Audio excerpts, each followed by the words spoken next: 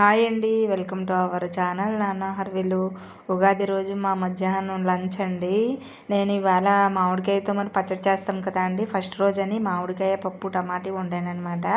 అన్నం అవన్నీనండి. నేను ప్లేట్లు వేసి అన్నీ చూపిస్తున్నాను కదండి, అవన్నీ ఈరోజు మా లంచ్ అనమాట. దేవుడి మూలన పెట్టుకున్నామండి కొంచెంగాను, కొత్త సంవత్సరం అనేసి. ఈ రోజుల్లో బాగా ఏంటంటే వెజ్ నాన్ వెజ్.